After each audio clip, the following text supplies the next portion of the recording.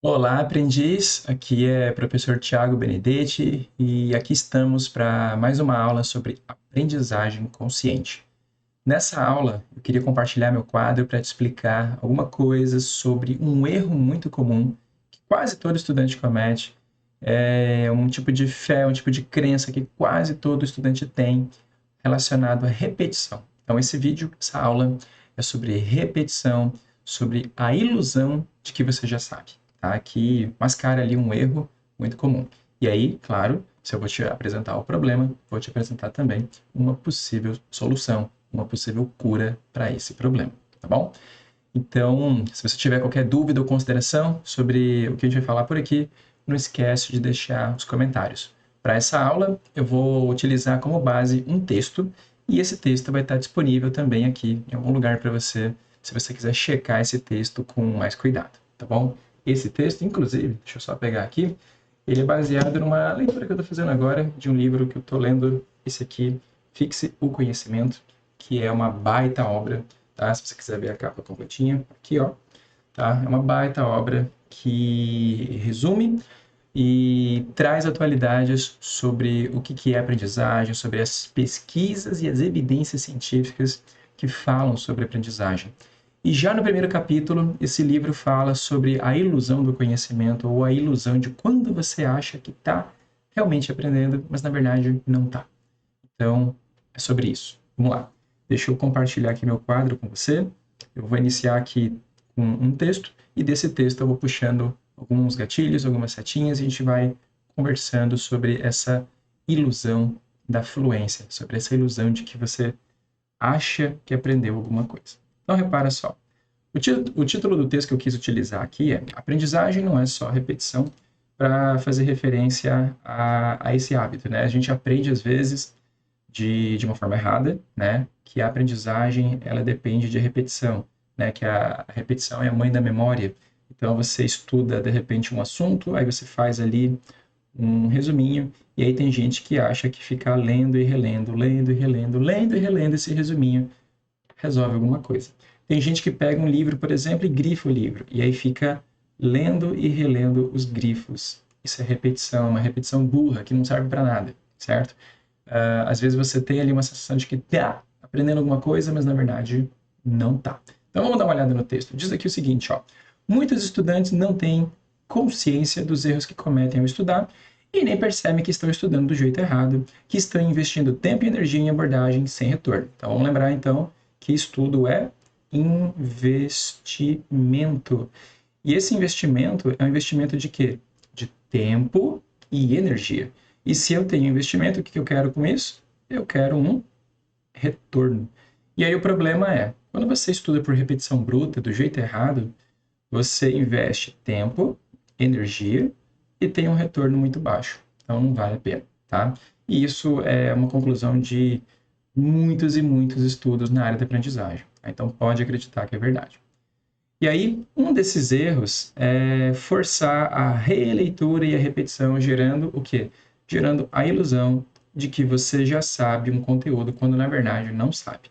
Então, às vezes você lê e relê uma folhinha, lê e relê um texto, lê e relê um resumo, lê e relê os seus grifos, e aí você começa a decorar o texto. Essa coisa de memorizar o texto. Memorizar o texto não necessariamente significa entender o que está escrito ali. Não necessariamente significa que você está aprendendo, tá? A ilusão mora nisso. Então vamos dar uma olhada no ponto crítico aqui dessa história. O ponto crítico. Faz sentido, sim, reler um texto uma vez ou outra, certo? Então você pode fazer releitura, sim. Agora, olha a condição. Existe aqui uma condição. Qual é a condição? Só faz sentido você fazer uma releitura se houver ali um grande intervalo de tempo desde a última leitura, né? Desde a primeira vez que você estudou o assunto, por exemplo. Então, digamos que por exemplo, eu sou professor, né? Eu dou aula de biologia e eu tenho lá os meus resumos. E tem lá uma aula de biologia que eu dou uma vez por ano só, que é genética de populações. Então, uma vez por ano, na terceira série, eu dou essa aula. Então, eu tenho pouco contato com esse conteúdo. O que eu faço? Eu pego o meu resuminho que eu tenho sobre genética de populações e aí dou aquela releitura, faço aquela revisão, faço aquela consulta. Por quê? Porque é um assunto que não me interessa muito, não é tão importante, não é tão pertinente, mas faz parte da minha grade de aula. Então, tá lá. Então, para esse tipo de atividade, para esse tipo de situação, quando você está há muito tempo sem ver um texto, há muito tempo sem ver um conceito, há muito tempo sem ver um resumo, há muito tempo sem ver uma ideia, aí tudo bem, claro, você fazer releitura e fazer disso uma consulta. Agora, pensando no teu estudo do dia a dia, olha só o que acontece. Fazer várias leituras em sucessão e repetição é uma estratégia de estudo que consome tempo e tem pouco retorno, apesar de gerar a ilusão de fluência e competência. Então, o que é fazer a leitura em sucessão e repetição? É aquilo que muito estudante faz perto das provas, por exemplo. Você pega lá um resumo, uma anotação, aí você lê. Aí depois você vai lá e relê. Aí depois você vai lá e relê. Aí depois você vai lá e relê. E tudo isso no intervalo de um dia. Ou seja, você fica um dia ou dois de forma repetitiva, lendo e relendo a mesma coisa. Isso não funciona. Isso não serve para a tua aprendizagem. Olha o problema aqui. Então, qual que é o problema? A gente viu aqui que tem um ponto crítico, né? E agora o problema. Qual que é o problema, então? A repetição por releitura, ela cria o quê? Ela cria uma familiaridade crescente com o texto. E aí ele gera essa sensação de fluência, né? Ou seja, ele dá uma sensação de que você está fluente naquele texto, de que aquilo está fazendo sentido, o que cria a ilusão de que você domina aquele assunto. Então, o problema é que esse domínio aqui, ó, é uma ilusão. E aí, como que funciona essa ilusão? Vamos usar aqui uma analogia. Ó. Dominar um texto não é o mesmo que dominar as ideias. Então, se eu domino o texto, não necessariamente eu domino a ideia. E vamos lembrar que a ideia, nesse caso aqui, é o conceito, é aquilo que você quer aprender, beleza? E aí, como exemplo, então, imagina aqui um ator. Esse ator, ele interpreta um cientista, certo? Imagina o cara que interpreta o Sheldon, por exemplo. Então, esse ator interpreta um cientista. Esse ator que interpreta o cientista, ele pode dominar todos os textos do personagem dele, que é um cientista. Ele pode falar como um cientista. Ele pode dominar e decorar e memorizar textos sobre conceitos complexos desse personagem. Mas isso não necessariamente significa que esse ator sabe do que ele está falando em termos de conhecimento científico, entende? Então, tem muito estudante que estuda como se fosse um ator de Hollywood decorando o texto. Né? Você decora o texto, não faz a menor ideia do que está escrito ali. Você não tem entendimento de compreensão, sentido e significado. Você só decorou o texto. E aí o que acontece? Se você de repente faz uma prova, se você passa por um processo avaliativo que cobre estritamente o que está escrito naquele texto, e se você consegue criar um gatilho entre pergunta e resposta, você dá uma resposta correta. E aí dá a sensação de que você sabe. Mas se eu te faço uma pergunta que te exige pensar sobre a coisa, que te exige fazer algum tipo de relação, de fazer algum raciocínio, aí você trava. E aí você percebe que não sabe, tá? Então, essa é a ilusão. Deixa eu te passar aqui uma situação, problema típica disso. Eu como professor, já passei por isso muitas vezes, principalmente quando eu era professor lá no ensino superior, da disciplina de imunohematologia.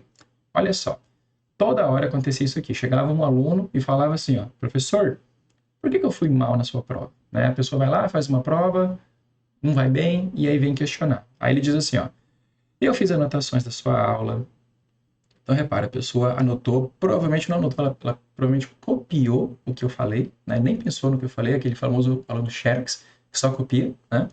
Então, eu fiz anotações da sua aula, eu li as minhas anotações do resumo, eu sublinhei as minhas anotações do resumo. Então, repara que a pessoa que fica ali só no textinho, só no resuminho, só na base, e aí depois eu revisei várias vezes as minhas anotações e os trechos sublinhados até ficar completamente familiarizado com o tema.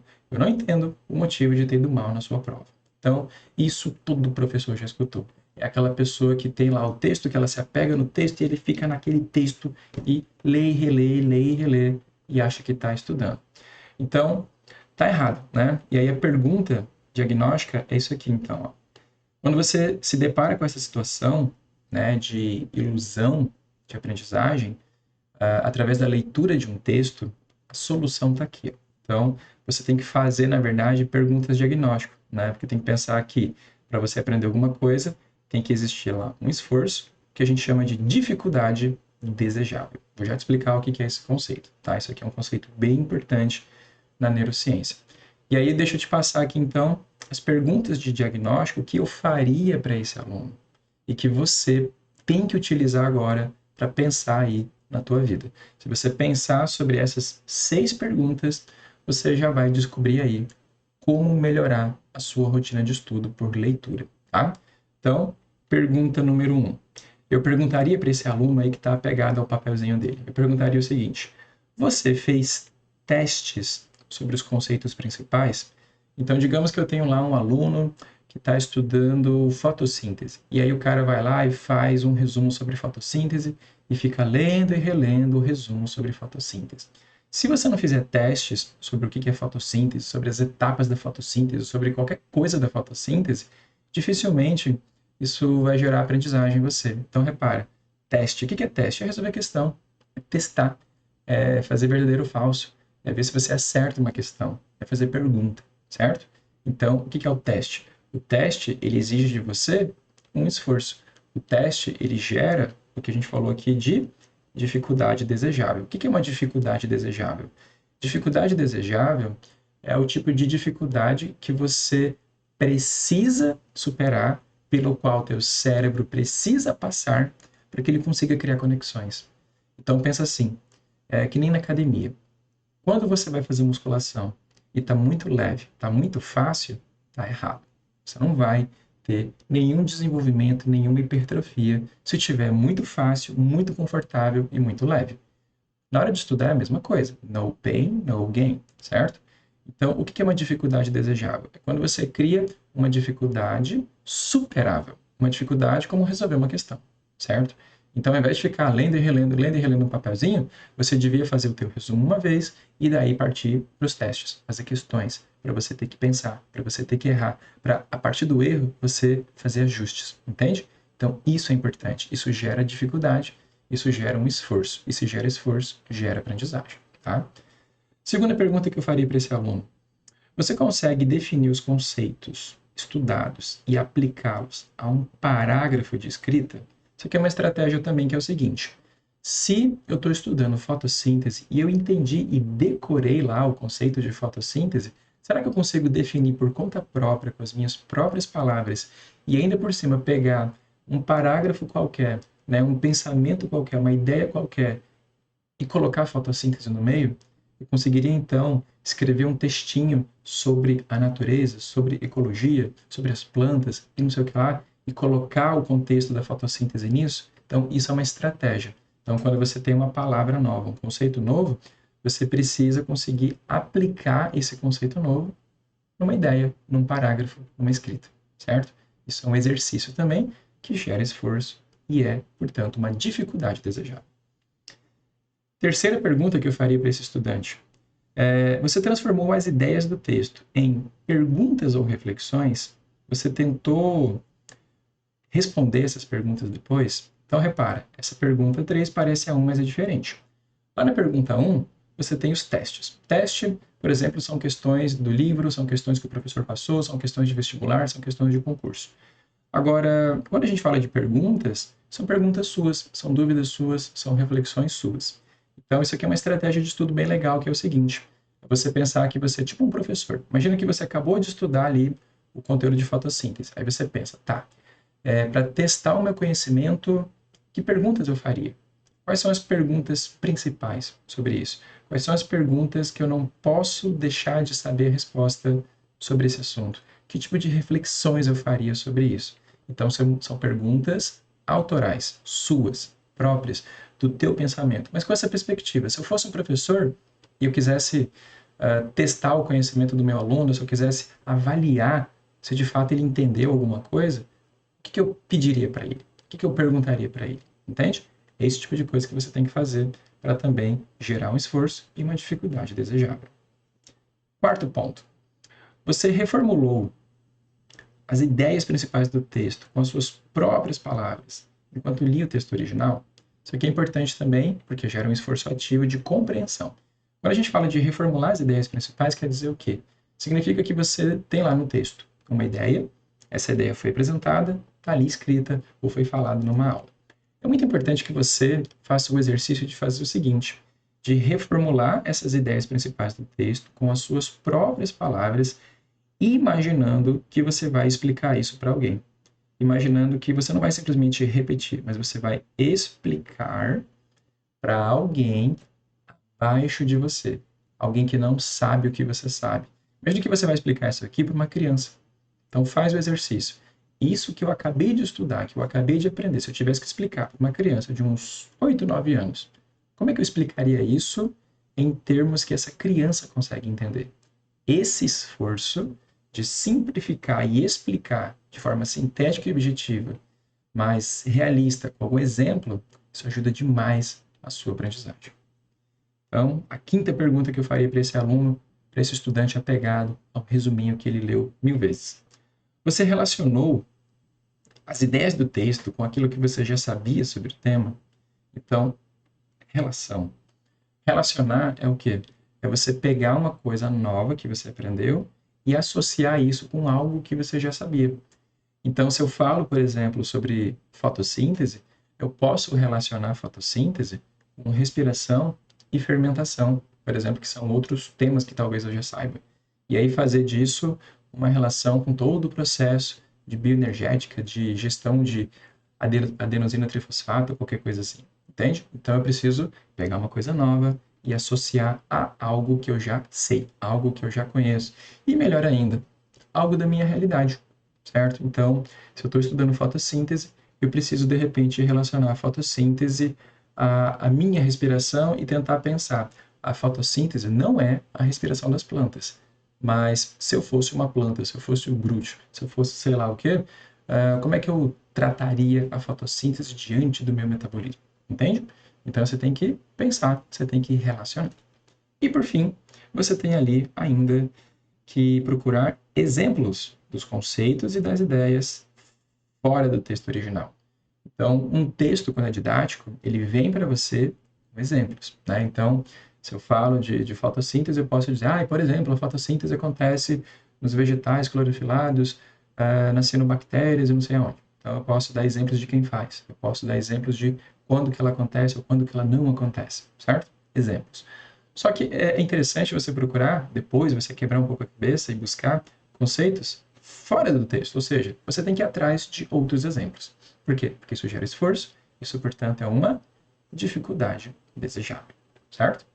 Então, dentro da nossa situação, problema aqui, do estudante repetidor, a gente tem, então, essas 6 perguntas, essas 6 etapas que fazem você melhorar o teu processo de aprendizagem. Então, quando você pega alguma coisa para ler, quando você assiste uma aula, uma palestra, ou quando você lê um texto e faz alguma anotação, ou quando você grifa, ou quando você, enfim, passa por um processo teórico, você tem que lembrar disso. Não é para você ficar repetindo, repetindo, repetindo. É para você fazer essas 6 coisas, essas 3 coisas, essas 4 coisas, enfim, te dei aqui 6 opções. Pelo menos uma ou duas, se você fizer, você vai lá fortalecer a tua memória, tá bom? Então você vai fortalecer a sua aprendizagem e favorecer todo o processo. E aí, para fechar aqui o raciocínio, né, esse texto, esse livro, esse primeiro capítulo, quando trata desse assunto, ele traz para a gente aqui uma coisa que é importante a gente lembrar, que é essa ilusão do que a gente já sabe, né, em 3 pontos aqui. Ó. Deixa eu até ampliar o textinho. Né, que diz assim, quando a gente fala, né, de estudo, aprendizagem e conhecimento e o nosso gerenciamento do que a gente sabe, a gente tem que lembrar disso aqui, ó, que existem coisas que a gente sabe que a gente sabe. Né? Ou seja, é o tal do conhecimento consciente. Eu sei que eu sei. Então, se eu estou estudando biologia e eu já estudei evolução, já fiz testes, já fiz questões, já fiz trabalho, já fiz um monte de coisa, e eu tenho, assim, plenitude do meu saber, então, beleza, eu sei que eu sei evolução. Ok. Então, é o conhecimento consciente que eu tenho. Também tem coisas que sabemos que ainda não sabemos. Então, por exemplo, na minha programação de estudo de biologia, eu estudei evolução, eu sei que lá na frente tem genética. E essa genética eu ainda não sei. Ela está lá. Então, eu sei que eu não sei. É uma ignorância consciente. Eu sei que, por enquanto, eu ainda não sei genética. E aí tá tudo bem.